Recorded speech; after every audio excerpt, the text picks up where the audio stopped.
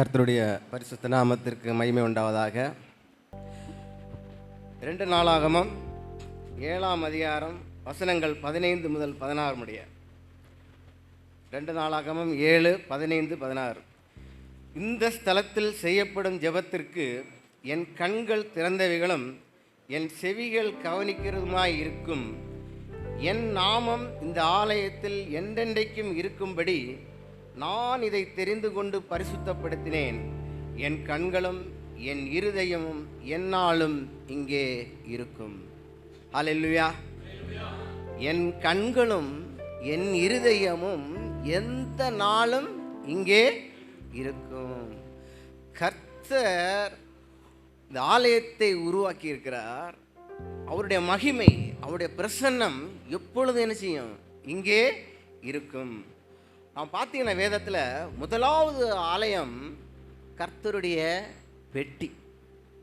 பார்த்தீங்கன்னா யாத்ராகமம் 25ஆம் அதிகாரத்தில் நம்ம படிக்கும் பொழுது, அவர்கள் நடுவிலே நான் வாசம் பண்ண எனக்கு ஒரு பரிசுத்த ஸ்தலத்தை உண்டாக்குவார்களாக.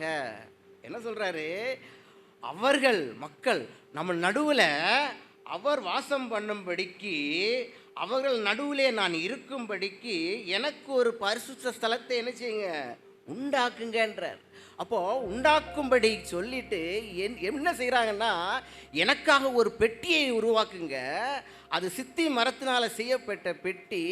அந்த பெட்டிக்குள்ளார வாக்குத்தத்த வசனங்கள், அதாவது சாட்சியின் பிரமாணத்தை என்ன செய்யணும்? உள்ளே வைங்க அப்படின்னு சொல்கிறார்.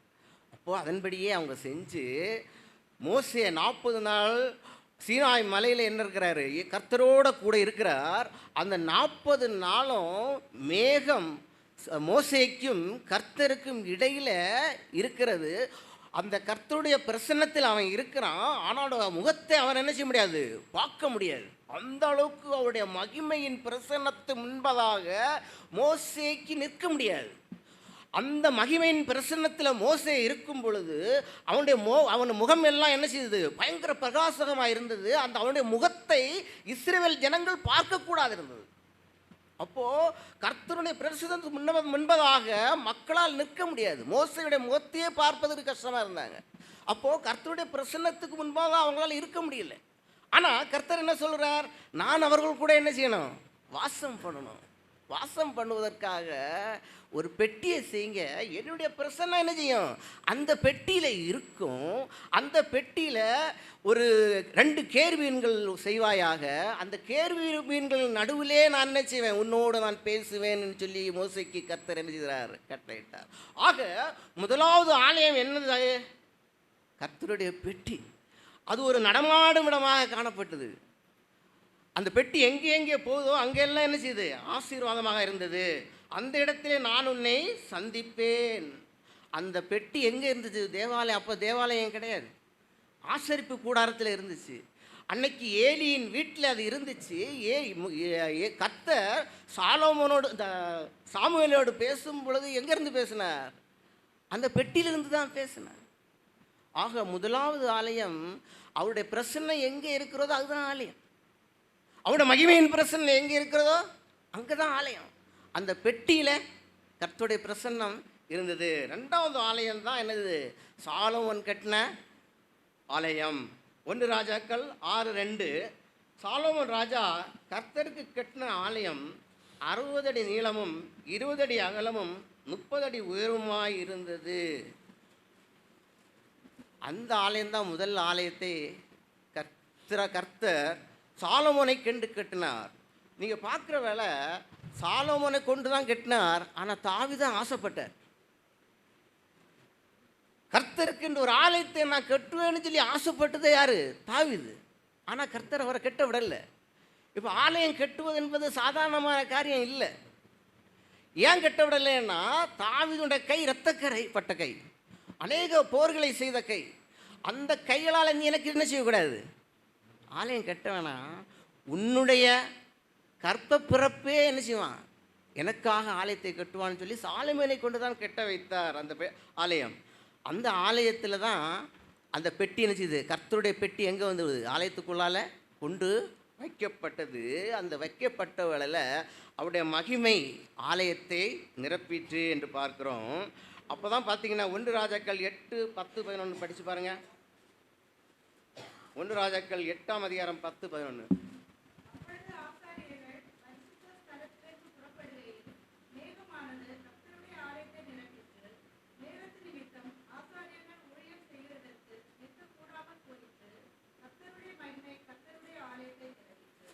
அப்போ அங்கே என்ன சொல்லுது? மேகமானது அந்த ஆலயத்தை நிரப்பிச்சு.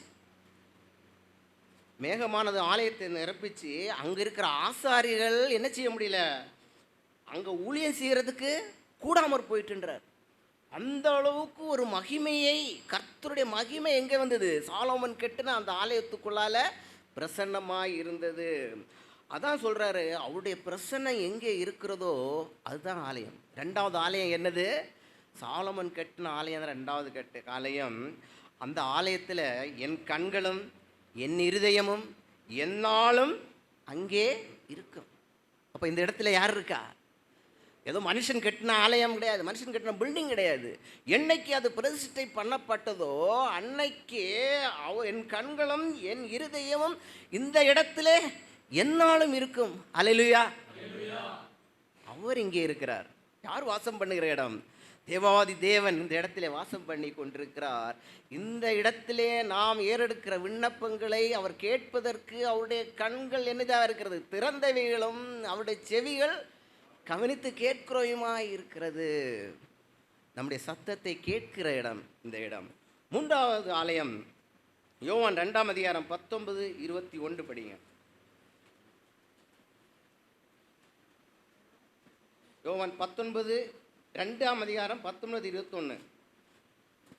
இந்த ஆலயத்தை இடித்து போடுங்கள், 3 நாளைக்குள்ளே இதை எழுப்புவேன் என்றார்.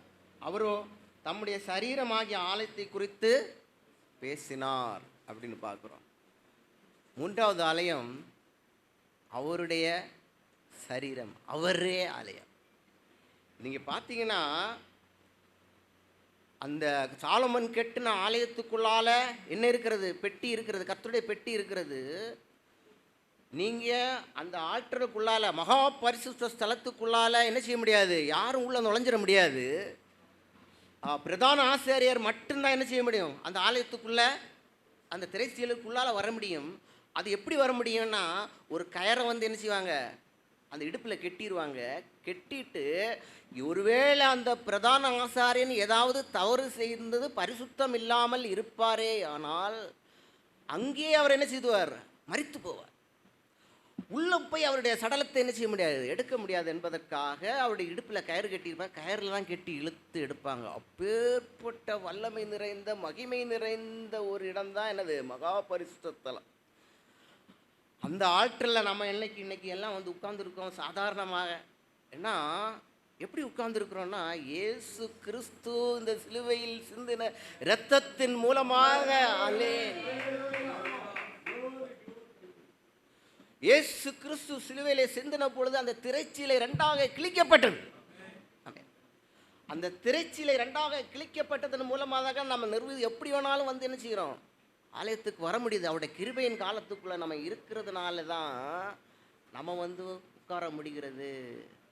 அப்போது அவர் ஆலயமாக வந்தார். அவர் இரத்தம் சிந்தி இந்த பிரிவினையை மாற்றினார். நம்மோடு கூட வாசம் பண்ணுவதற்கு அவரே ஆலயமாக என்ன செய்தார்? வந்திருக்கிறார். இப்போ பார்த்தீங்கன்னா அவர் வந்தார். அவருடைய மகிமையின் பிரசன்னம் அவரிடத்தில் இருந்ததுனால அவர் எங்கே எங்கே நடமாடினாரோ அங்கே எல்லாம் அற்புதங்களை செய்தார். அவர் வழியருகே போய்கொண்டிருக்கிறார். குருடர்கள் கேட்க கூப்பிடுறாங்க. என்ன கூப்பிட்றாங்க? தாவீதின் குமாரனே எங்களுக்கு இறங்கும் என்று கூப்பிட்றாங்க. சீஷர்கள் அவர்களை அதட்டுறாங்க. அதட்டுற பொழுது அவர் என்ன செய்கிறாரு? அந்த கூப்பிட்ட குருடர்களை என்ன செய்கிறாரு? கண்களை திறக்கிறார். அவர் எங்கெங்கே போனாரோ சப்பானிகள் எல்லாம் என்ன பண்ணாங்க? முடமானவர்கள் எல்லாம் எழுந்து நடந்தார்கள். பேய் பிடித்தவர்கள், பிசாசு பிடித்தவர்கள், என்னுடைய பேய்கள் எல்லாம், பிசாசுகள் எல்லாம் ஓடின. ஆக அந்த இடத்திலே அவர் எங்கெங்கே சென்றாரோ அங்கெல்லாம் அவர் ஒரு ஆலயமாக, அற்புதத்தை நடத்துகிறவராக என்ன செய்தார்? காணப்பட்டார். வெளிப்படுத்தல் 21, 22 நீங்கள் பார்க்கும் பொழுது, வெளிப்படுத்தல் 21 அதிலே தேவாலயத்தை நான் காணவில்லை, சர்வவல்லுள்ள தேவனாய கர்த்தரும் ஆட்டுக்குட்டியானவருமே அதற்கு ஆலயம். அப்போ இயேசு கிறிஸ்து என்ன யாரு? அவர் தான் ஆலயம். பிதாவானவர் நம்ம பரலோகத்தில் நம்ம போகிற வேளை அங்கே ஒரு தனிப்பட்ட தேவாலயம் நமக்கு அங்கே தேவையில்லை. அவர்தான் சூரியன், அவர்தான் வெளிச்சம், அவர்தான் தண்ணீர், அவர்தான் எல்லாவற்றுக்கும் எல்லாமாக நம்ம பரலோகத்தில் இருப்போம். அந்த பரலோகத்தில் இன்னொரு தேவாலயம் நமக்கு என்னது இல்லை. அங்கே யார்? தேவ ஆட்டுக்குட்டியானவர் பிதாவானவர் தான் என்னது ஆலயம். அப்போது இந்த உலகத்தில் நாம் விடுதலையோடு கூட இந்த இடத்துல வந்து நம்ம அவரை ஆராதிப்பதற்கான வாய்ப்பை அவர் கொடுத்திருக்கிறார். அவர் நம்மோடு வாசம் பண்ணுவதற்கு அவர் மனித ரூபமாக இந்த உலகத்திலே வந்தார். அவரே ஆலயம். 4வது ஆலயம் 1 கொரிந்தியர் 6:19.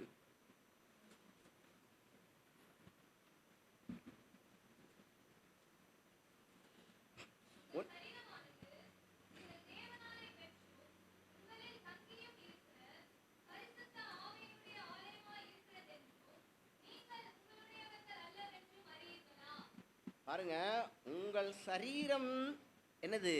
அடுத்து தேவனுடைய ஆலயம் என்று சொல்லுறார்.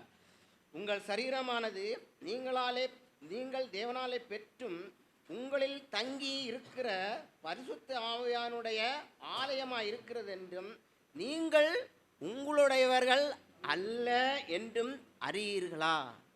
அப்போ அவர் நம்முடைய ஆத்மாவை வந்து ஆலயம்னு சொல்லலை. இந்த அற்பமான சரீரத்தை என்ன சொல்றாரு? ஆலயன்ற. அப்போ இந்த சரீரம் யாருடையது? அவருடைய.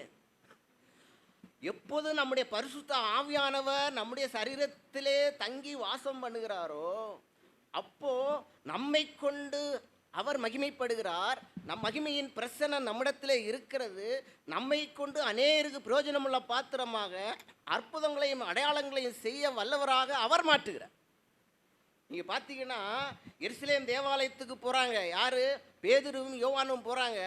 போகிற வழியில் அலங்கார வாசல்ல ஒரு சப்பானியானவன் இருந்து பிச்சை கேட்டு கொண்டிருக்கிறான். அவரை பார்த்து யோவானும் பேதுரு என்ன சொல்கிறாங்க? என்னிடத்தில் பொன்னும் இல்லை பொருளும் இல்லை, ஆனால் கர்த்தருடைய வல்லமை என்னிடத்தில் இருக்கிறது. அப்போது கர்த்தர் இயேசு கிறிஸ்து நாமத்தினாலே நீ எழும்பி நட என்று சொல்லுற பொழுது அவன் எழும்பி நடக்கிறான். அப்போ யார்? அந்த சரீரத்திலிருந்து வல்லமை புறப்பட்டது. இயேசு கிறிஸ்துவின் வல்லமை அந்த சரீரத்தில் இருக்கிறதுனாலே அந்த சரீரம் அந்த யார்? பேதுருவும் யோவான் யாராகிறாங்க? ஆலயமாக அந்த இடத்துல இருக்கிறாங்க. அப்பேற்பட்ட வல்லமையை கர்த்தர் நமக்கு நாம் பரிசுத்தமாக வாழும் பொழுது, பரிசுத்த ஆவியானவரில் வாசம் பண்ணும் பொழுது நாமும் என்ன செய்யும்? ஒரு ஆலயமாக மாறுகிறோம். அதனால தான் பார்த்தீங்கன்னா பேதுரு நடந்து சென்ற இடத்திலே அவருடைய நிழலாகலும் படாதான்னு சொல்லிட்டு வியாதியஸ்தர்களை அவர் நிழலில் கொண்டு வச்சாங்களாம். அப்பேற்பட்ட வல்லமை இந்த சரீரத்தில் நமக்கு கொடுக்க என்ன செய்கிறார்? அவர் வல்லவராக இருக்கிறார். அதான் பவுல் என்ன சொல்கிறார் பார்த்தீங்கன்னா, கிறிஸ்துவுடனே நான் சிலுவையில் அறையப்பட்டேன், இனி நான் அல்ல கிறிஸ்துவனில் வாசம் பண்ணுகிறார். அப்போது கிறிஸ்துவானவர் நம்மளே வாசம் பண்ண வேண்டுமானால் நாம் பரிசுத்தமாக வாழும் பொழுது அவர் நமக்கு என்ன செய்கிறார்? அந்த வல்லமையை கொடுக்கிறார். வட மாநிலத்தில் எல்லாம் பார்த்தீங்கன்னா மிஷினரிகள்லாம் எப்படி இயேசு அறியாத மக்களுக்கெல்லாம் சுவிசேஷத்தை பிரசங்கித்தார்கள். சாயங்கால வேளையில் பார்த்தீங்கன்னா ஒரு மரம் இருக்கும். அந்த மரத்தடியில் உட்கார்ந்து பாட்டு பாடுவாங்க. அந்த பாட்டின் சத்தத்தை கேட்டு அநேகர் வந்து கூடுவாங்க.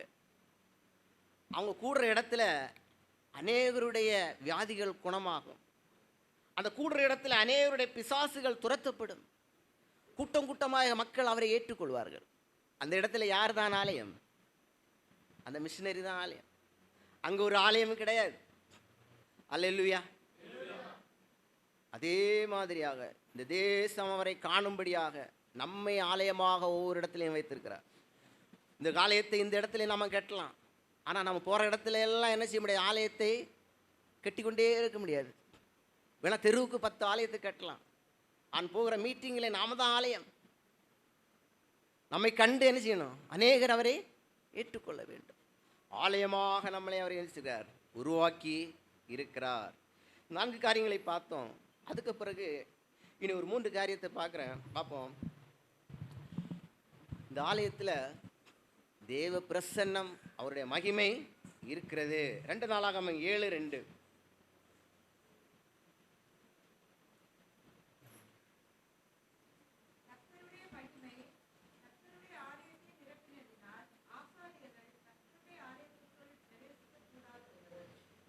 ஏற்கனவே இந்த பாசல் படித்தோம். இப்போது இந்த ஆலயத்தில் கர்த்தருடைய மகிமை என்ன செய்யணும்? இருக்கணும். அவருடைய மகிமைக்கு, அவருடைய பிரசன்னத்துக்கு குறைச்சலான காரியம் இந்த ஆலயத்தில் என்ன செய்யக்கூடாது? நடந்து விடக்கூடாது.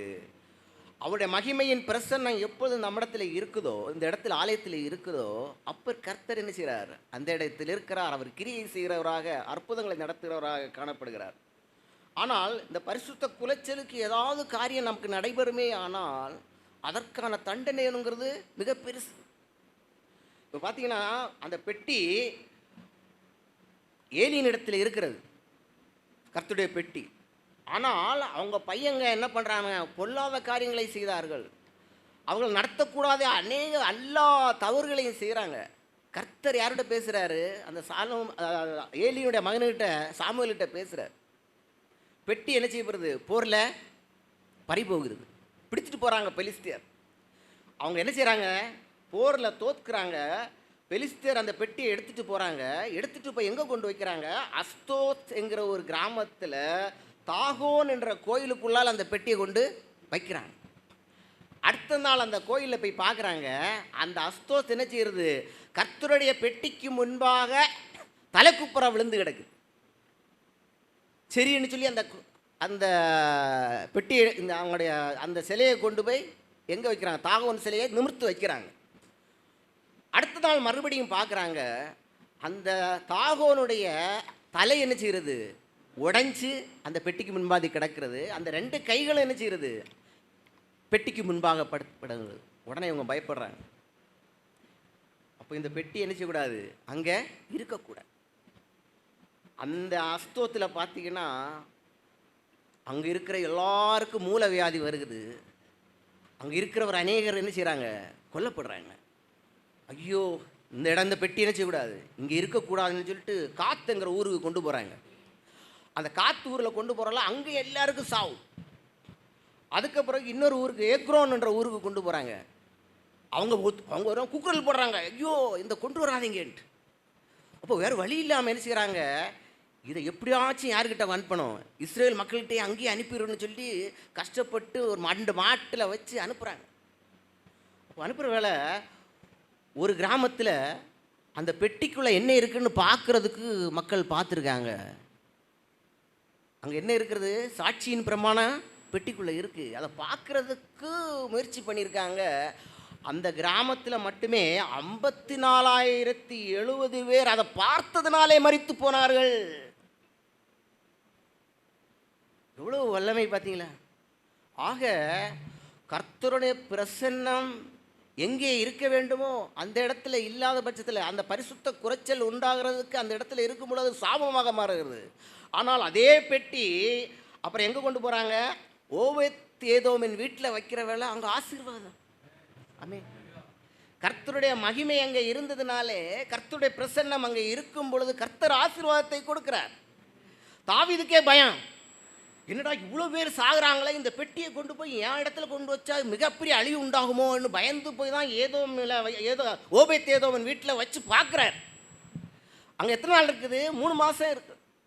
அந்த 3 மாதத்திலே மிகப்பெரிய ஆசீர்வாதத்தை அந்த இடத்துல என்ன செய்கிறார்? கர்த்தர் கொடுக்கிறார். அப்போது அவருடைய மகிமையின் பிரசன்னத்துக்குள்ளே நம்ம என்ன செய்ய முடியாது? விளையாட முடியாது. அவருடைய மகிமையின் பிரசன்னம் அவ்வளோ வல்லமை நிறைந்து, அவருடைய மகிமையின் பிரசன்னத்துக்குள்ளே நாம் இங்கே வந்து அவரை ஆராதிக்கும் பொழுது அவருடைய ஆசீர்வாதத்தை நம்ம என்ன செய்வோம்? பெற்றுக்கொள்வோம். அநேக இடங்களில் நாம் பார்க்குறவங்கள, அநேக சபைகளில் பார்த்தீங்கன்னா இந்த செப்பல் எல்லாம் போட்டுட்டு ஆலயத்துக்குள்ளே வருவாங்க. கேட்டால் என்ன சொல்லுவாங்கன்னா, உள்ளம் நல்லா இருந்தால் போதும், செருப்பெல்லாம் என்னன்னு. அவன் வீட்டுக்குள்ளே அவன் செப்பல் போட்டு போக மாட்டாங்க, ஆனால் ஆலயத்துக்குள்ளே செப்பல் போட்டு போகிறாங்க. ஒரு கடைக்குள்ளே செப்பல் போட்டு போக மாட்டாங்க, ஆனால் ஆலயத்துக்குள்ளே செப்பல் போட்டு போகிறாங்க. அன்னைக்கு மோசே ஒரு முள்செடியில் தரிசனமாகிறார் மோசேக்கு. அப்போது கர்த்தர் சொல்கிறார், நீ நிற்கிற இடம் பரிசுத்த பூமி, உன் பாதரட்சியை கழட்டி போடன்றார். இதெல்லாம் அவங்களுக்கு தெரியல. இயேசு கிறிஸ்து எருசலேம் தேவாலயத்துக்குள்ளே வரார். அந்த ஆலயத்துக்குள்ளே வரவேளை அங்கே யார் அந்த காசு கடைக்காரங்க, புறா விற்கிறவங்க எல்லாம் உள்ளே இருந்து வியாபாரம் பண்ணிகிட்டு இருக்காங்க. கர்த்தர் இயேசு கிறிஸ்து என்ன செஞ்சார்? எல்லாரையும் துரத்தி அனுப்பிச்சார். என் வீடு எல்லா ஜனங்களுக்கும் சகல ஜனங்களுக்கு என்னது? ஜெப வீடு எனப்படும். இங்கே கலர் குவைக்கு வேலை இல்லை, இங்கே வியாபாரத்துக்கு வேலை இல்லை. அந்த இடத்தை பரிசுத்தமான இடமாக என்ன செய்யணும்? வைத்துக்கொள்ள வேண்டும். ரெண்டாவதாக, இந்த தேவாலயம் பாவங்களை கழுவுற இடமாக இருக்க வேண்டும். சங்கீதம் 96:9 பார்க்கும் பொழுது, பரிசுத்த அலங்காரத்துடனே கர்த்தரை தொழுது. இந்த இடத்துல நம்ம பரிசுத்தமாக பாவம் கழுவப்படுற இடமாக இருக்க வேண்டும். பரிசுத்தமாக தான் நம்ம என்ன செய்யணும்? இந்த இடத்துல அவரை ஆராதிக்க வேண்டும். யோவான் 8ஆம் அதிகாரம் 2ஆம் வசனத்தில் 11ஆம் வசனம் வரைக்கும் பார்க்கும் பொழுது, இயேசு கிறிஸ்து தேவாலயத்தில் உட்கார்ந்துருக்கிற பொழுது ஒரு விபச்சார ஸ்திரியை கொண்டு வராங்க, தண்டனை கொடுப்பதற்காக கொண்டு வராங்க. அப்போது இயேசு கிறிஸ்து சொல்கிறாரு, உன் பாவம் உனக்கு மன்னிக்கப்பட்டது, இனி பாவம் செய்ய. அப்போது இந்த ஆலயத்தில் அநேக மக்கள் நம்ம வரணும். இயேசு கிறிஸ்து அறியாத மக்கள் இங்கே வர வேண்டும். அல்லேலூயா. இந்த இடத்துல வர்ற மக்களுடைய பாவங்கள் எல்லாம் கழுவப்பட வேண்டும். இனி பாவம் செய்யாதபடிக்கு அவர்கள் அவருடைய அண்டிக் கொண்டு அவருடைய பிரசன்னத்திலே வாழக்கூடிய மக்களை இங்கே கொண்டு வர வேண்டும். மக்களுக்கு தெரிய வேணும், நான் காசிக்கு போக வேண்டியதில்லை, நான் ராமேஸ்வரத்துக்கு போக வேண்டியதில்லை, நாங்கள் கங்கை ஆற்றிலே போய் நீராடினால் என்னுடைய பாவம் நீங்கிவிடும் என்று அவர்கள் நினைக்க வேண்டிய அவசியம் இல்லை. இந்த ஆலயத்திலே வந்தாலே போதும், உன்னுடைய பாவத்தை கழுவுவதற்கு அவர் வல்லமை உள்ளவராக இருக்கிறார் என்பதை அவர்களுக்கு தெரிவிக்க வேண்டும். இந்த ஆலயம் பாவத்தை கழுவுகிற இடமாக நாம் கொடுக்குற செய்திகள் ஆசீர்வாதத்துக்கான. இன்றைக்கி அநேக சபைகளில் பார்க்கணும், வெறும் ஆசீர்வாதம் மட்டும்தான் சொல்கிறாங்க. அதுதான் மக்கள் விரும்புகிறாங்க. இல்லை, பாவத்தை கண்டித்து உணர்த்தி, அந்த பாவத்தை கண்டித்து அவர்கள் மனம் திரும்புவதன் நிமித்தமாக அவர்கள் ஆசீர்வாதத்தை பெற்றுக்கொள்ள வேண்டும். என் நாமத்தை அவன் அறிந்திருக்கிறபடியினால் அவனை உயர்ந்த இடத்திலே வைப்பேன் என்று சொல்கிறார். அவருடைய நாமத்தை அறிகிற ஒவ்வொரு மனிதர்களும் என்ன செய்வாங்க? உயர்ந்த இடத்துல அவரை வைப்பார், அவர் உயர்த்துவார். ஆமென். அந்த மாதிரியான ஆசீர்வாதத்தை என்ன செய்யணும்? ஒவ்வொரு மக்களும் கொண்டு கொள்ள வேண்டும். அது மட்டும் இல்லை, இந்த இடத்துல சுற்று வட்டாரங்கள் தெருக்கள் தோறும் ஆலயங்கள் உருவாக வேண்டும். என் வீடு சகல ஜனங்களுக்கும் ஜெப வீடு. அப்போ சகல ஜனங்களை என்ன செய்யணும்? வரணும். ஒரு சபை இல்லை, 2 சபை இல்லை, உருவாகி கொண்டே இருக்க வேண்டும். இந்த சபையில் ஒருத்தர் நல்ல செய்தி கொடுக்கக்கூடிய அளவில், பிரசங்கம் பண்ண, ஒரு பாட்டு பாடுற அளவில் அந்த தாளந்து உள்ள மக்களை இருந்தால் உருவாக்கணும். உருவாக்கி அடுத்த ஒரு தெருவில் கொண்டு போய் அவர் சபையை நிறுவனம். அதன் மூலமாக கிராமந்தோறும் மக்கள் என்ன செய்யணும்?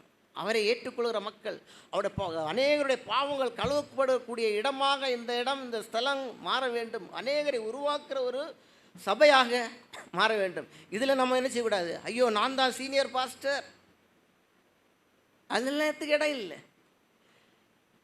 கர்த்தர் ஏலிகிட்ட பேசல, பிள்ளையாண்டான சாமுவேலிட்ட பேசினார். ஆமென். சாமுவேலை தான் மிகப்பெரிய தீர்க்கதரிசியாக மாற்றினார் இல்லையா? இதில் இந்த வேற சின்னவன் பெரியவன் தாளந்து உள்ளவன் தாளந்து இல்லாதவன்லாம் சொல்வதுக்கு இல்லை. யாரை கர்த்தர் பயன்படுத்த சித்தமாக இருக்கிறாரோ அவரை கர்த்தர் என்ன பயன்படுத்துவார். அதற்கு நாம் தடையாக இருந்து விடக்கூடாது. இந்த சபையின் மூலமாக அநேகர் கர்த்தரை ஏற்றுக்கொள்ள வேண்டும். இந்த சபையின் மூலமாக அநேக கிளை சபைகள் உருவாக வேண்டும். இந்த சபையின் மூலமாக தெருக்களிலே என்ன செய்யணும்? நிறைய ஒவ்வொரு தெருவிலும் சபை உருவாக வேண்டும். அதன் மூலமாக கோடாகோடி ஜனங்கள் எல்லாம் அவரை ஏற்றுக்கொள்ளக்கூடிய சூழ்நிலைகள் உருவாக்க வேண்டும். மூன்றாவதாக, இந்த சபையிலே கூப்பிடுகிறவரின் சத்தத்தை அவர் என்ன செய்கிறார்? கேட்கிறார். 2 சாமுவேல் 22:7. 2 சாமுவேல் 22:7.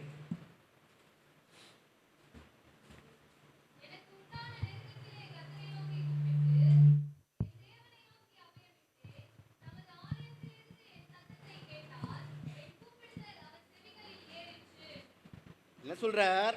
எனக்கு உண்டான நெருக்கத்திலே கர்த்தரை நோக்கி கூப்பிட்டு என் தேவனை நோக்கி நான் அபயமிட்டேன். தமது ஆலயத்திலிருந்து என் சத்தத்தை கேட்டார். என் கூப்பிடுதல் அவர் செவிகளில் ஏறிட்டு. அல்லேலூயா. நீ அதுக்கு முந்தின வசனங்களை படித்து பார்த்தீங்கன்னா அவர் சொல்லுவார், எப்படி இருந்தேன் நான் மரண அலைகள் என்னை சுற்றி வந்தது, துர்த்தன பிரவாகம் என்னை சூழ்ந்தது, பாதாள கட்டுகள் என்னிடத்தில் இருந்தது, மரண கண்ணிக்குள்ளே நான் அகப்பட்டு கொண்டேன். அப்பொழுது எனக்கு உண்டான நெருக்கத்திலே கர்த்தரை நோக்கி கூப்பிட்டு என் தேவனை நோக்கி அபயமிட்டேன். எங்க வந்து அவர் என்ன செய்கிறார்? சத்தத்தை கேட்டார். தமது ஆலயத்திலிருந்து என் சத்தத்தை கேட்டார். உங்களுக்கு எந்த பிரச்சனையாக இருந்தாலும் சரி, நீங்கள் இந்த ஆலயத்திலே வந்து அவரிடத்திலே அபயமிடும் பொழுது உங்களுடைய சத்தத்தை அவர் கேட்க வல்லவராயிருக்கிறார். ஆமென். அப்பேற்பட்ட மகத்துவமான நிறைந்தது அவருடைய ஆலயம். நம்முடைய கூப்பிடுதல் சத்தத்தை கேட்பதற்கு இந்த இடம் போதுமானதாக இருக்கிறது. இந்த இடத்திலே அவருடைய பிரசன்னம் இருக்கிறது. இந்த இடத்திலே அவருடைய மகிமை இருக்கிறது. இந்த இடத்திலே நாங்கள் வந்து அவரை கூப்பிடும் பொழுது அவர் நம்முடைய சத்தத்தை அவர் என்ன செய்வார்?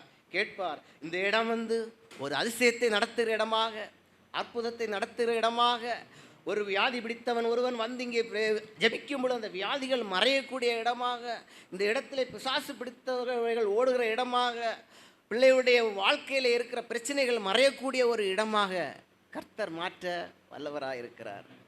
ஆமென். அதுக்கேற்ற வழியிலே பரிசுத்தமான வாழ்க்கையை நாம் வாழும் பொழுது கர்த்தர் இந்த ஆசீர்வாதங்கள் எல்லாவற்றையும் நமக்கு தருகிறார். கர்த்தர் தாமே இந்த வார்த்தையில் ஆசீர்வதிப்பாராக. ஆமென்.